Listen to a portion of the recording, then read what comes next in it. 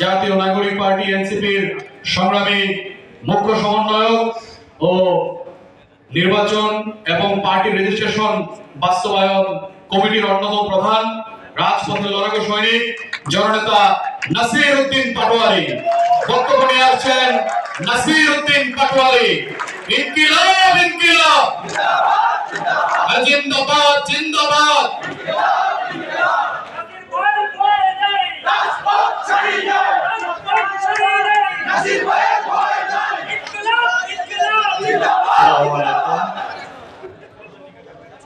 জাতীয় নাগরিক পার্টির আজকের সমন্বয় সভা উপস্থিত আছেন পার্টির সম্মানিত সদস্য সচিব, রাজপথের লড়াকু নেতা উপস্থিত আছেন, জাতীয় নাগরিক পার্টির গুরুত্বপূর্ণ নেতৃবৃন্দ উপস্থিত আছেন, যুব শক্তির নেতৃবৃন্দ উপস্থিত আছেন, শ্রমিক শক্তি, আমাদের মহিলা শক্তি এবং ছাত্র শক্তি থেকে শুরু করে পার্টির বিভিন্ন নেতৃবৃন্দ।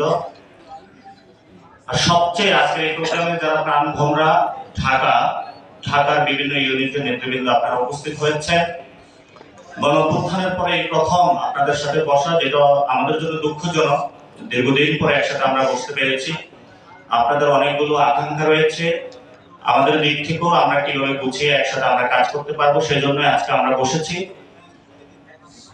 উপস্থিত আছেন সাংবাদিক ভাইয়েরা, যারা বাংলাদেশের সবচেয়ে নিম্নতম মজুরি নিয়ে দিনের পর দিন কাজ করে যাচ্ছেন, যাদের প্রতি ভালোবাসা এবং মহব্বতের কারণে এবং তাদের অদম্য ইচ্ছার কারণে বাংলাদেশের মানুষ এখন সত্য এবং নির্ভীক যে সংবাদ জগতের মাধ্যমগুলোর মাধ্যমে বাংলাদেশের জনমানুষের যে কথাগুলো আমরা শুনতে পাচ্ছি এবং আমরাও তাদের মাধ্যমে মানুষের কাছে পৌঁছতে পারছি। এবং দেশবাসী যারা দেখছেন,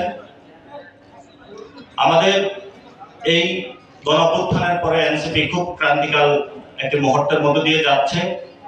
কারণ আমরা যখন সংস্কারের কথা বলেছি, জুলাই সনদ বাস্তবায়নের কথা বলেছি, তখন আমরা দেখতে পেয়েছি বিভিন্ন যে এস্টাবলিশমেন্টের যে অংশ রয়েছে সেখান থেকে তীব্র প্রতিবাদ।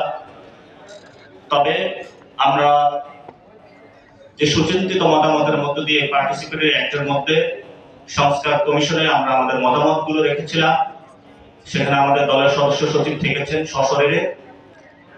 আমরা সেখানে জুলাই সনদের ক্ষেত্রে স্বাক্ষরের বিষয়ে বাংলাদেশের অনেকগুলো রাজনৈতিক দলের সিনিয়র নেতৃবৃন্দ বর্তমানে জলগোলা করার চেষ্টা চালাচ্ছেন।